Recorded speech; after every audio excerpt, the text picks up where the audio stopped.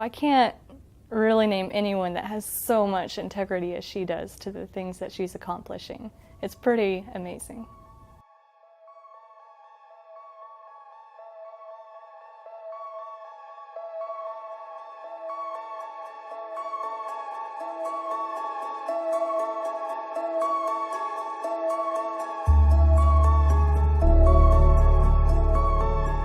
Having Claire as a role model, just a strong woman in science and just so smart and so kind. It's just a huge confidence booster. Is that, hey, I could do that too, you know? That's possible, that's successful, that's what I want to do. I would characterize her as a pioneer in the field. The amount and quality of the work she's put out is second to none. I know people who have a lot of tenacity.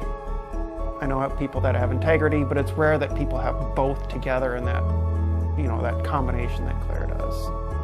Every morning, Dr. Claire Parkinson gets up before sunrise and runs 2 miles to work. She hasn't missed a day in nearly 40 years.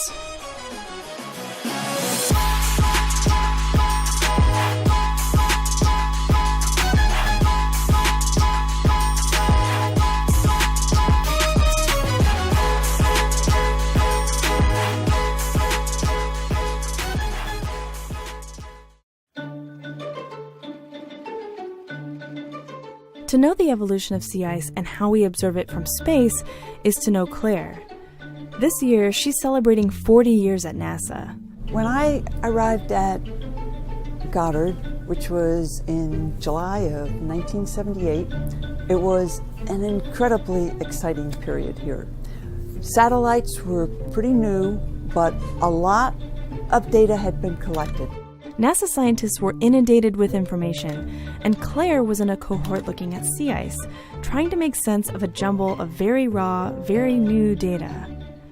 It was around that time that Claire and her team, at the time led by Dr. Jay Zwally, created the principal sea ice record that we use today. How does something like that record help you do your job?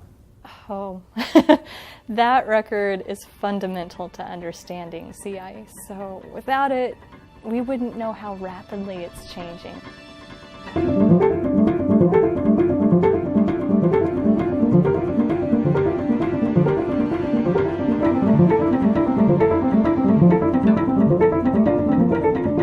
You may not realize it, but Claire's work studying the changing extent of the ice caps deeply affected our understanding of climate change, and relatedly, our understanding of how climate change affects life on Earth.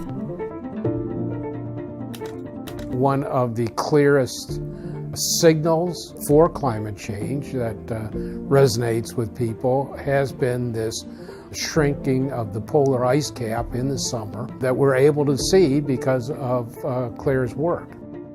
After we had a record that was about 15-20 years long, we started noticing that the extent of the ice in the Arctic was getting smaller over time. Sea ice is formed on the surface of the ocean, and therefore is made from seawater. The biggest concentration is in the Arctic, and it's also where the biggest loss in sea ice is occurring. Every year, NASA reports on the sea ice minimum and maximum extents. As expected, the data is concerning. By now, not only has this trend toward lesser ice continued, but it's even accelerated, so that now the decreases are greater than what they had been. These trends are deeply troubling. But one thing's for sure. Our awareness of shrinking sea ice extent due to climate change was propelled faster and further after Claire Parkinson arrived at NASA. I mean, she takes her job seriously, and the health and welfare of those instruments in space, yeah, she's on it. You know, it's one of the things you don't worry about because Claire's in the loop on these things. It's going to be fine. In science, we stand on the shoulders of giants, on the shoulders of those who explored before us. But then, some among us are giants.